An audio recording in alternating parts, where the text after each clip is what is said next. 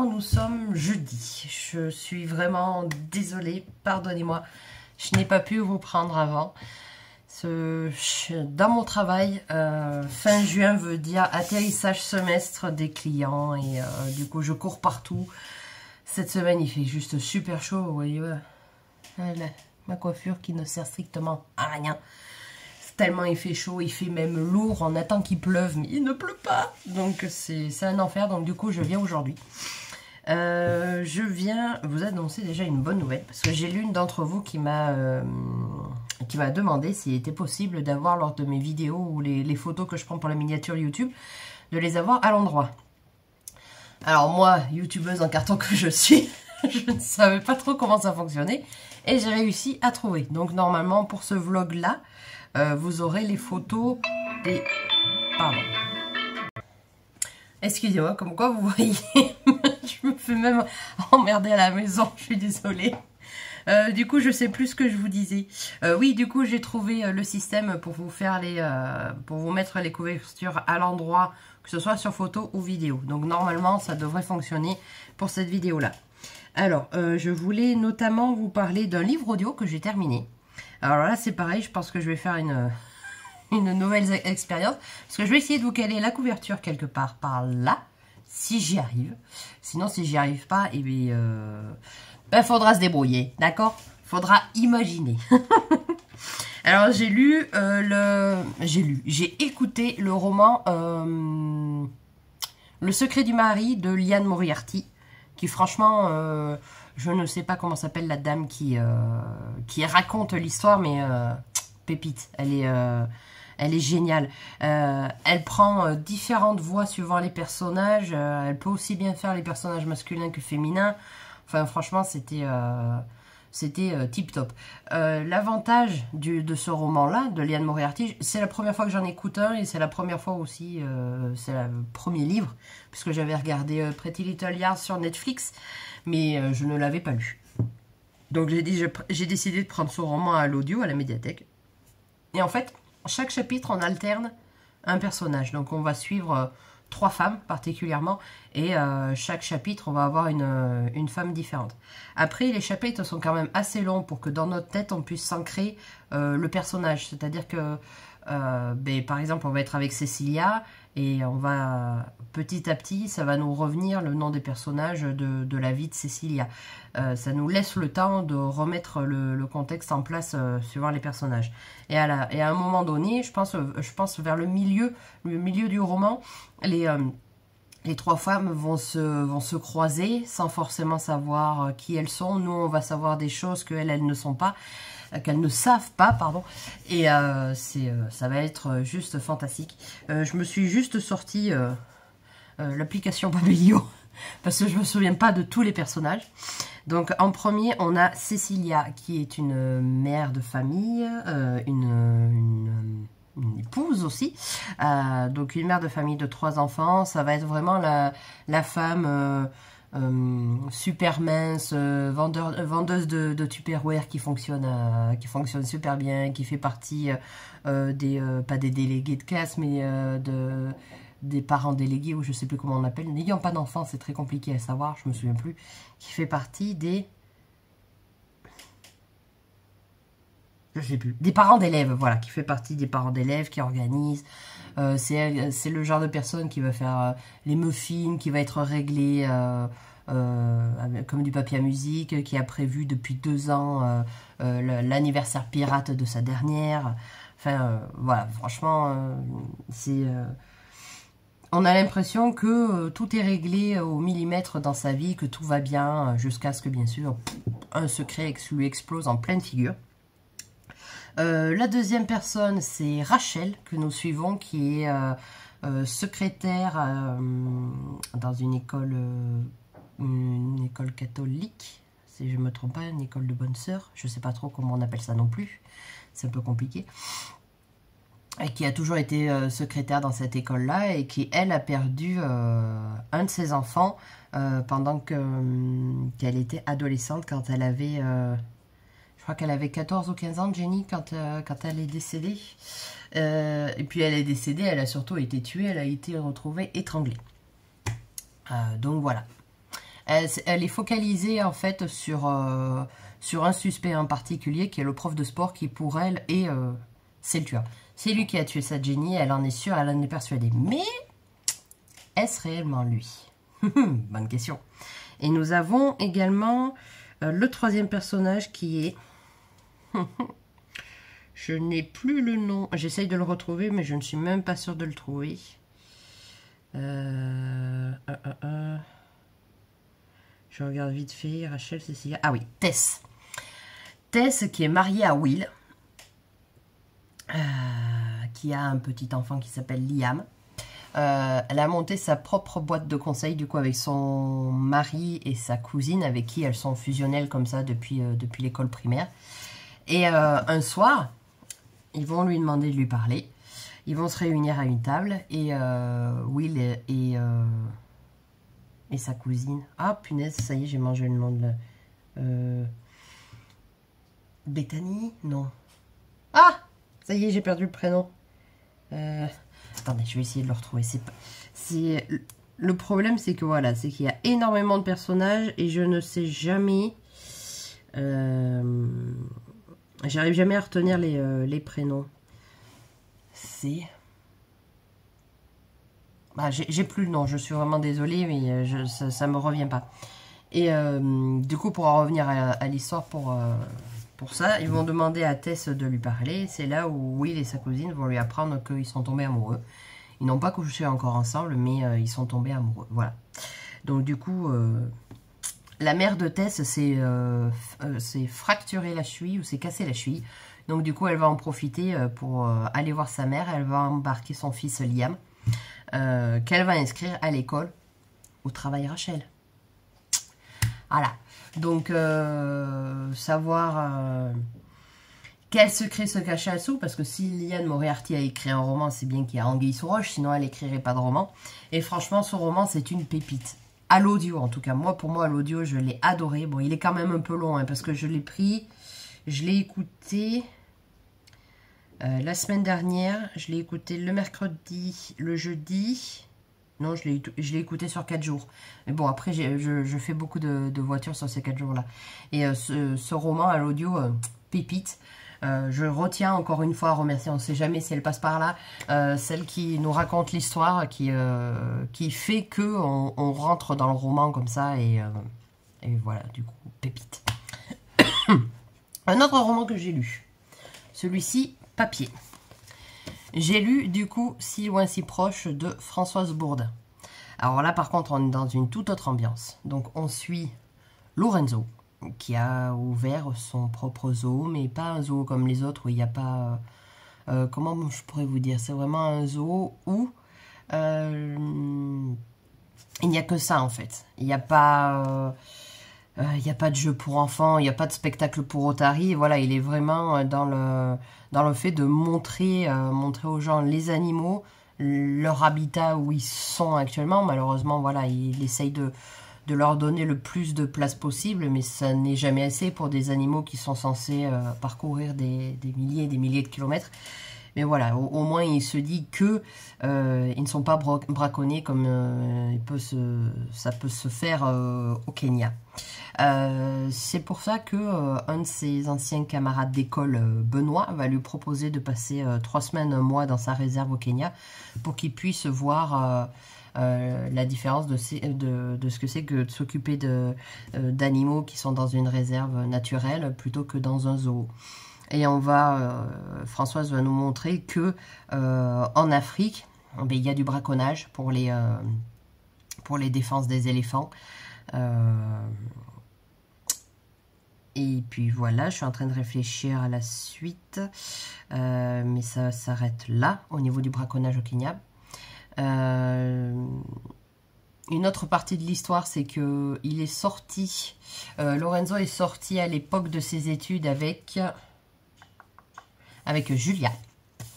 Et à l'époque, il était Il préférait tellement faire ses voyages pour ses études de vétérinaire et tout ça qu'il a un petit peu délaissé Julia et elle en a eu un peu marre, donc ils se sont séparés. Et au moment où il a ouvert son zoo, ben, il cherchait un vétérinaire et Julia a postulé. Mais depuis qu'elle a postulé, il ne s'est rien passé entre eux. On voit bien que l'un et l'autre ont des sentiments, puisqu'on suit les deux personnages, mais ne se le disent pas. Au contraire, ils ont du mal à communiquer et du coup c'est un peu tout feu tout flamme entre eux et pas forcément dans le bon sens. Donc c'est une lecture que je conseille fortement pour l'été, pour voyager. Enfin, moi j'aime les romans qui parlent d'animaux, donc ce genre de roman-là, je suis pour. Après, ça ne sera pas un coup de cœur. Parce que moi j'aime le genre de roman où on a un sujet profond et où on va chercher les informations. Comment vous expliquer? C'est par exemple là, j'aurais aimé qu'on développe beaucoup plus le braconnage au Kenya, par exemple. Que ça soit un roman plus tourné dans la protection animale, où voilà, ils allaient voir ils allaient porter plainte la justice kenyenne, ou du Kenya, on va dire, parce que sinon je m'en sortirais pas. Voilà, ce genre de sujet bien plus profond. Et en fait, ce roman est vraiment beaucoup plus destiné sur de la romance. Pour moi, c'est un roman qui parle de romance, tout simplement. Peut-être que pour d'autres, ce n'est pas le cas, mais moi, je l'ai vu comme ça. Et je ne pense pas réitérer Françoise Bourdin, même si je pense que beaucoup de monde doit l'apprécier, puisqu'elle a quand même sorti pas mal de romans. Mais pour moi, voilà. Un roman d'été, un Virginie Grimaldi me va très bien. Ce livre, je l'ai eu d'occasion l'année dernière, donc voilà, je voulais le lire et le sortir de ma palle, c'est chose faite. Je ne regrette pas du tout ma lecture, non, je veux pas que vous croyiez que je regrette ma lecture, mais ce n'est pas le style de roman que j'aime lire et où je sais que je pourrais avoir un coup de cœur loin de là. Donc, mon avis ne reste que personnel. Bon, chacun a son propre avis sur différents livres, c'est pour ça que j'aime partager mes lectures et voir avec vous en commentaire si vous avez apprécié certains romans, peut-être que vous avez vu autre chose ou vous l'avez pris sous un angle différent du mien, qui fait que vous avez plus apprécié. Voilà pour ce roman-là. Et pour terminer, depuis... Oh, je sais même plus, je suis même perdue dans les jours. Donc accompagné de ma jolie pochette, la dernière pochette d'Alice que j'ai achetée sur son shop. Je trouve que ça rend pas hommage à la pochette, là, la luminosité, mais bon, voilà. Donc j'ai pris ma petite pochette. Et comme je vous disais dans le vlog précédent, donc j'ai commencé le traducteur des lettres d'amour. Donc là, je suis vraiment au tout début. Enfin, au tout début. J'ai lu 100 pages et il en fait 360, 17, 80. Il en fait 380. Donc l'histoire se met petit à petit en place, mais on est très vite, enfin en tout cas moi j'ai très vite été happée par le début de ce roman. Donc pareil, on est un chapitre, un personnage. Donc on a Fumi, Aya, Kondo et Matt, si je ne me trompe pas. Alors, comment vous expliquer un peu qui sont ces personnages? Donc, Aya est une rapatriée. C'était en fait une japonaise qui avait été au Canada avec son père, donc pendant la guerre. Et en fait, tout simplement, la justice canadienne leur a proposé deux choix. Soit ils restaient au Canada, mais ils allaient s'exiler au nord-est du Canada, où c'est rocailleux et où la vie n'est pas forcément très ouf, ou sinon ils retournaient chez eux au Japon. Donc son père a pris la décision de retourner au Japon, mais voilà, on est en pleine occupation, on est en année 1946, c'est quand même pas loin, c'était il y a quand même 80 ans. Donc le Japon est sous occupation des Américains. Donc du coup, certaines villes du Japon ont été bombardées, sont encore il n'y a plus de bombardement, mais ce que je veux dire, c'est que voilà, il y a des gravats, il y a des bâtiments complètement défoncés, bombardés partout. Enfin, c'est vraiment, on est tout juste pile poil presque à l'après-guerre. Donc ce n'est pas forcément le meilleur endroit au monde non plus, mais voilà, il décide de partir au Japon. De retourner au Japon plutôt. Fumi, ça va être la première copine de classe de Aya. Enfin, copine, c'est un bien grand mot, puisqu'elles ne le sont pas encore.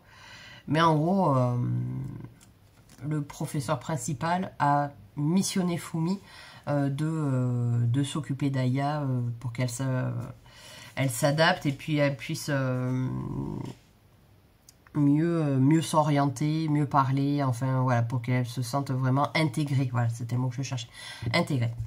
On a le professeur Kondo, qui est le professeur principal, qui, à ses heures perdues, traduit des lettres d'amour en anglais, qui fait payer, bien sûr, puisque on est à une époque au Japon où même le papier se fait très très rare. Il y en a qui écrivent sur du papier WC, il y en a qui font un mix de plusieurs papiers qui font du papier recyclé en gros.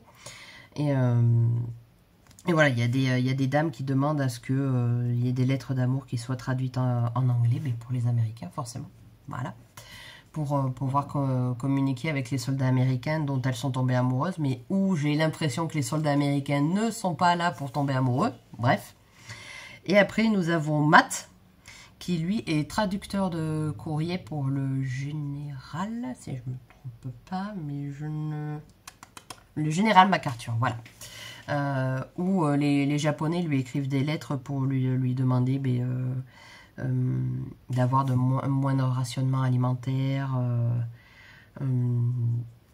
de retrouver leurs enfants engagés qui sont un petit peu perdus, on ne sait pas trop où ils sont, voilà.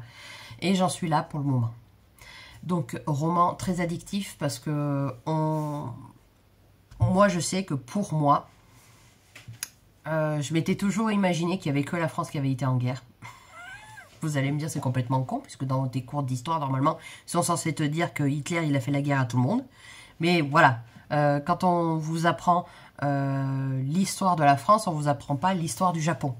Donc on est quand même beaucoup plus concentré sur l'histoire de France dans nos cours d'histoire à l'école. Et ça, c'est le parfait roman pour savoir qu'est-ce qui s'est passé tout simplement pendant l'occupation américaine au Japon, tout simplement. Et c'est vraiment très addictif. On leur a fait subir des choses, je ne comprends même pas. On fait là, dans les dernières pages que j'ai lues, et on est dans les 100 premières, ils ont fait sortir toute la classe où se trouvent Aya et Fumi pour les désinfecter, pour pas qu'ils attrapent de poux et d'insectes. Ils leur ont jeté une espèce de poudre blanche comme du talc. Je veux dire, c'est pas des parias. C'est pas des parias, c'est des êtres humains. On fait ça à des êtres humains. Voilà, vous allez me dire, ouais, c'est moins aberrant que de couper des cadavres qui sont déjà morts pour les faire rentrer dans des plus petites boîtes. Oui, j'ai écouté du Pierre Lemaître il n'y a pas longtemps. Mais je veux dire, merde, quoi. On est en 1946. Et on a fait ça à des êtres humains. Bon, après, vous me direz, on les bombarde et tout, mais... non, je comprends pas, quoi. Je comprends pas comment on peut traiter un humain comme ça. Et je suis sûre que aujourd'hui, on referait une guerre comme ça. Il se passerait exactement les mêmes choses, quoi. Je veux dire, on a envoyé des Japonais se battre auprès des Américains au Canada et maintenant on leur dit, ben, soit tu te prends le nord du Canada où t'as que des cailloux, soit tu retournes dans ton pays qui est bombardé, qui est sous occupation, avec restrictions alimentaires. Je veux dire, les gamines se pressent le midi quand elles ont terminé les cours pour aller chercher des œufs durs, hein, je vous parlais, vraiment un œuf dur par personne. Et si elles arrivent trop tard, elles en ont pas. On parle de bouffer du beurre de cacahuète. Le riz est une denrée très rare. S'ils arrivent à avoir 10 grammes de riz, franchement, c'est un repas de Noël. Ils n'ont même pas d'anguilles grillées. Je ne comprends pas comment ils ont fait pour survivre avec si peu. Je ne sais pas si vous vous imaginez, vous bouffez du beurre de cacahuète et un œuf de temps en temps tous les jours. Bon, je vous dirais que je serais plus svelte. Je sais, c'est pas drôle, mais je ne comprends pas. Je ne comprends pas. En plus, ce roman, en plus de parler de sujets graves comme celui-ci, c'est aussi un roman basé sur les faits réels. Donc ça a réellement existé. C'est d'autant plus choquant. Donc il me tarde de retourner dans ma lecture. Et si possible, j'aimerais le terminer d'ici dimanche. Parce que lundi, j'attaque Un air d'éternité de Clarisse Savard. Donc il me reste jeudi, vendredi, samedi, dimanche. Il me reste 4 jours. En sachant que samedi, mon Jules ne sera pas avec moi. Donc j'avais prévu de faire un petit peu les soldes. Donc je vais essayer de le terminer d'ici ce week-end. Et de vous donner un avis plus complet dessus. C'était tout pour moi pour aujourd'hui. Donc je m'excuse encore une fois de vous prendre que jeudi, mais je n'ai pas pu faire autrement cette semaine. J'espère pouvoir vous reprendre une dernière fois, ben voilà, pour vous parler du traducteur des lettres d'amour. Et ben je vous dis à plus tard. Ciao.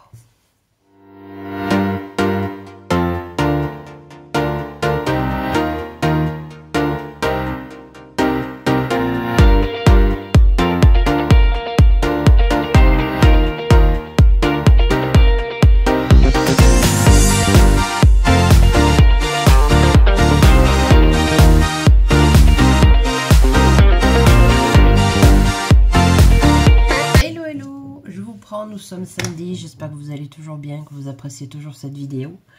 Je vous prends pour vous faire un petit book-haul, bien sûr, parce que bien sûr, je suis une femme, comment dirait-on, faible. Voilà, je suis un esprit faible. J'attendais désespérément de trouver des romans d'occasion à Easy Cash que je n'ai pas trouvé. Donc du coup, j'ai pas trop tergiversé, je les ai achetés neufs. Donc voilà, je vous fais un petit book-haul. Donc à la base, je devais juste aller récupérer ça pour mon père, mais bon. Forcément, dès que je vais dans une librairie, c'est pas la peine. Donc j'ai pris ce petit roman, La faiseuse d'étoiles de Melissa d'Acosta. Je l'ai vu passer énormément de fois sur Bookstagram, sur YouTube aussi, sur Booktube. Donc j'ai dit, allez, en plus, c'est un soutien à l'UNICEF, donc c'est pour la bonne cause. Je vous lis la 4e. Tu m'as appris une leçon essentielle aujourd'hui. Je croyais bien faire, mais c'est toi qui as raison. On cherche toujours le bonheur loin de chez soi. On croit qu'il se trouve dans l'exotisme de pays différents, de senteurs nouvelles, de bâtiments imposants. Ce n'est pas toujours vrai, n'est-ce pas? Parfois, le bonheur, c'est juste être assis sur une butte tous les trois. À travers une histoire d'enfance bouleversante, Melissa d'Acosta nous prouve une fois encore que l'imagination n'a pas de limite et qu'il n'existe pas de meilleur pouvoir que celui de l'amour pour guérir des blessures les plus profondes. Voilà. J'avais envie de donner ma pierre à l'édifice, et puis Melissa d'Acosta, c'est une valeur sûre, je pense, et voilà, j'avais fortement envie de lire ce petit roman, donc je vais voir où est-ce que je peux le caser, parce que bien sûr, j'achète des romans, mais je sais toujours pas quand est-ce que je vais les caser. Donc voici pour le premier. Le deuxième, et non des moindres, c'est celui que j'attendais le plus, mais j'ai dit tant pis, tu le prends. Je l'ai enfin, je l'ai enfin. Les orphelins de Varsovie de Kay Rimmer. Oui. Voilà, vous m'avez fait toute suer à la voir, donc du coup, ben voilà, j'ai craqué. J'ai craqué. Mais il faut savoir que je les ai achetés le 30 juin. Donc du coup, nous n'étions pas au mois de juillet, donc du coup, mon no-buy n'avait pas commencé. Je vous lis la 4e. Pologne, printemps 1942. Emilia, 13 ans, vit avec ses parents adoptifs à Varsovie. Forcée de changer d'identité après avoir vu son père mourir sous les balles allemandes, elle doit rester cachée et passe ses journées à espionner les habitants de l'immeuble. C'est ainsi qu'elle devine que leur voisine, Sarah, infirmière, évacue des enfants juifs du ghetto en secret. Malgré le danger, Emilia insiste pour l'accompagner et découvre derrière les murs du ghetto un tout nouveau visage de la guerre. C'est là qu'elle se lie d'amitié avec Roman, un adolescent qui lutte pour aider sa famille à survivre.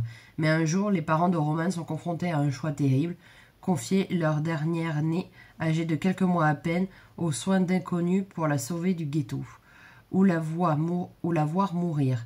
Une fois qu'il fera un choix, j'ai du mal à parler, Un choix qui fera basculer leur destin à tous. Tiré de la véritable histoire de l'infirmière polonaise qui sauva des milliers d'enfants juifs de la déportation, un roman sur la force et l'amour qui permettent de survivre aux tragédies de l'histoire. Voilà, c'est ce type de roman que j'aime lire, des romans qui sont inspirés de faits réels, d'histoires vraies. Donc franchement, je suis trop contente. Et le dernier du coup,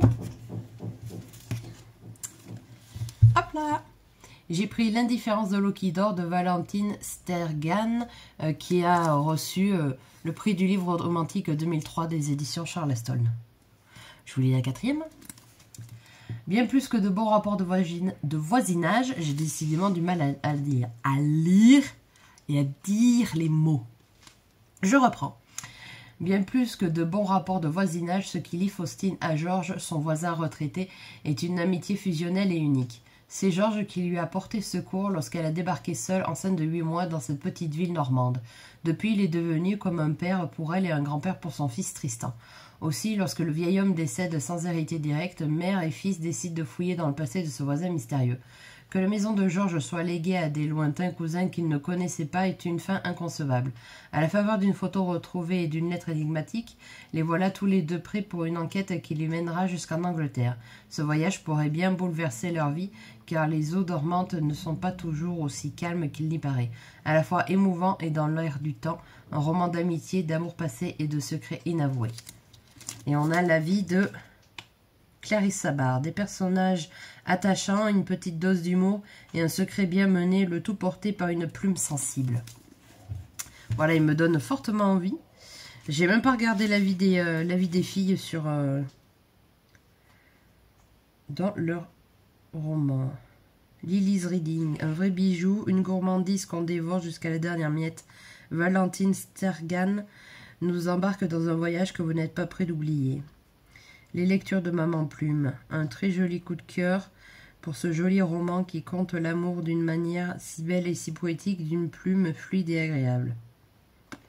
Donc voilà, je pense que ça promet que des belles lectures. Et puis, si j'enlève le bandeau, pour que vous voyez mieux la couverture est sublime.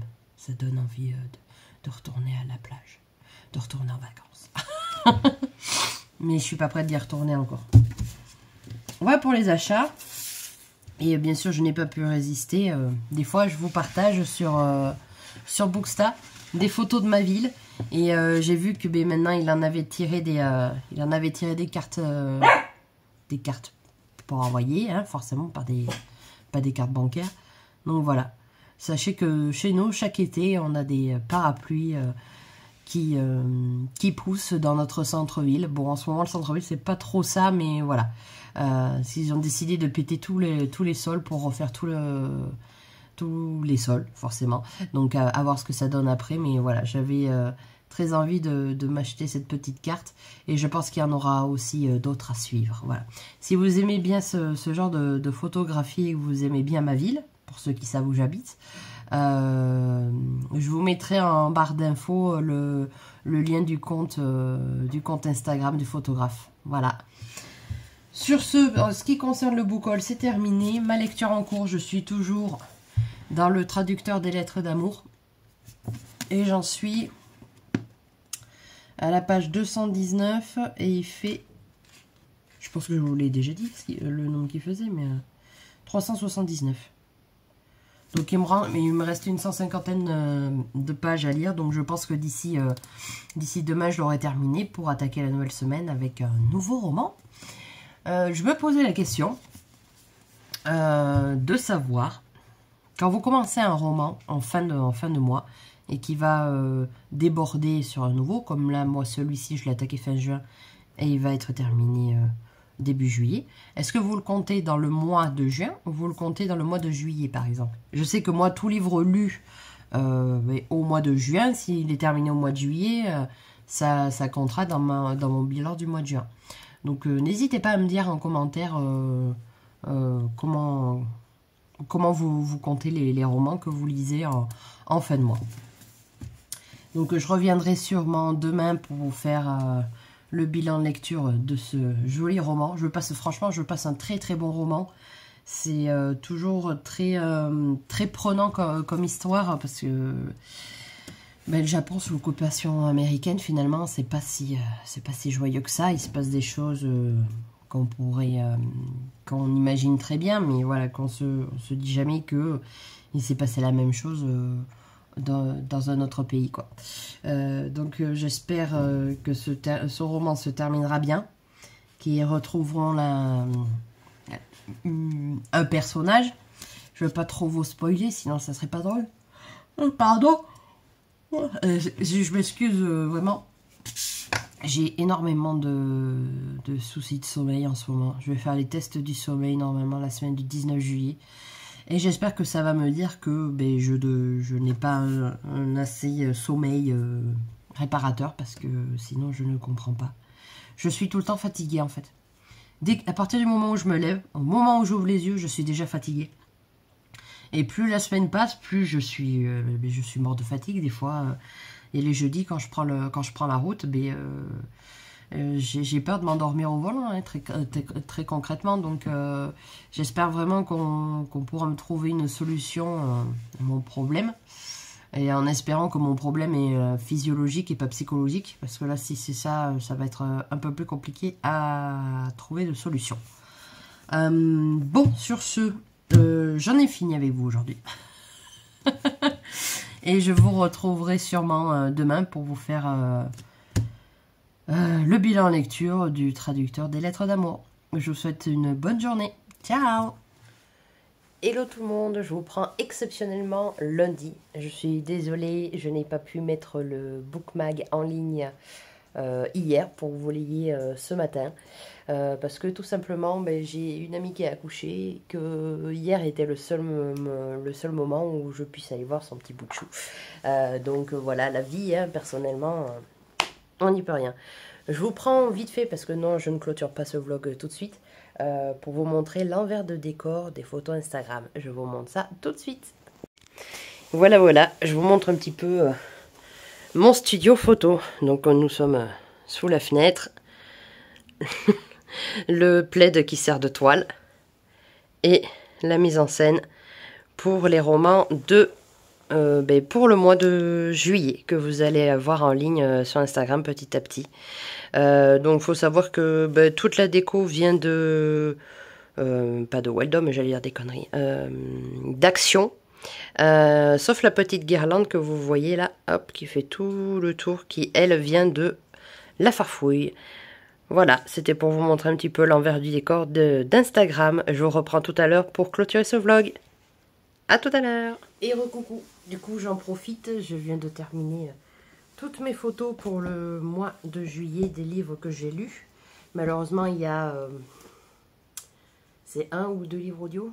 Je sais plus si Olivia Ruiz, je l'ai écouté au mois de juin. Aussi, je l'ai écouté au mois de mai. Je sais qu'en tout cas, putain, vous êtes un peu décentré. Je vous prends, je suis par terre, hein, on fait comme à la maison. Non, celui que j'ai écouté et que vous ne verrez pas, du coup, c'est Le Secret du Mari de Liane Moriarty.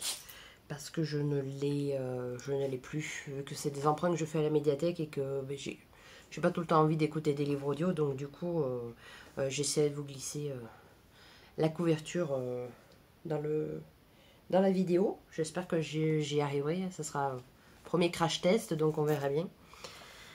Du coup, oui, c'est celui-là.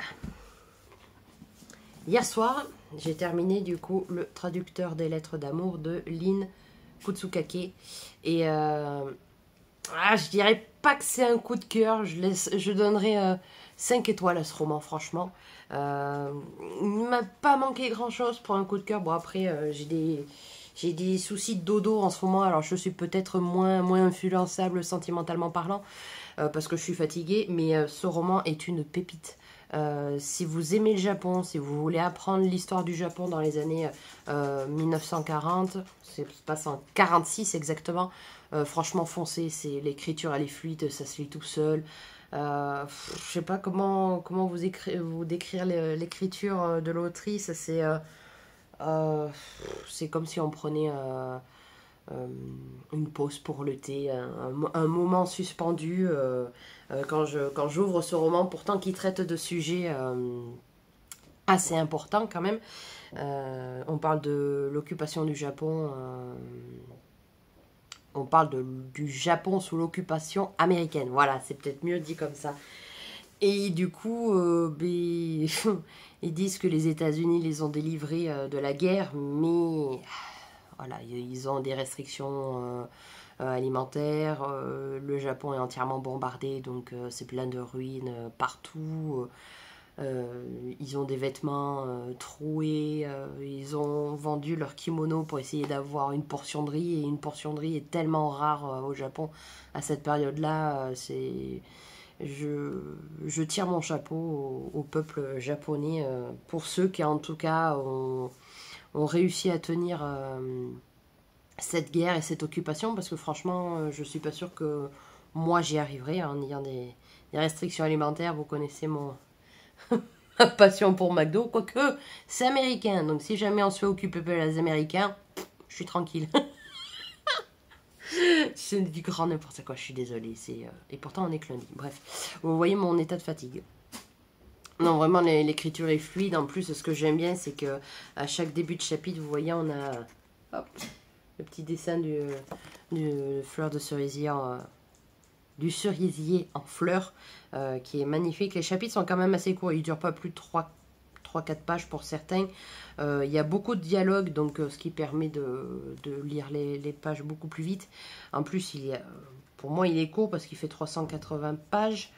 Et franchement, c'est un petit bijou. Je dirais pas un bonbon, c'est un petit... vous allez me prendre un petit peu trop poétique, mais un thé blanc, fleur de cerisier, un truc comme ça doit être super bon. Bref, voilà, c'est un petit bijou qui arrive à parler de sujets sérieux et tristes de façon, je dirais, assez mélodieuse, pour pas être poétesse, parce que voilà, je suis pas une poète, mais c'est mon ressenti par rapport à cette lecture. C'est un moment de douceur malgré la dureté de l'histoire.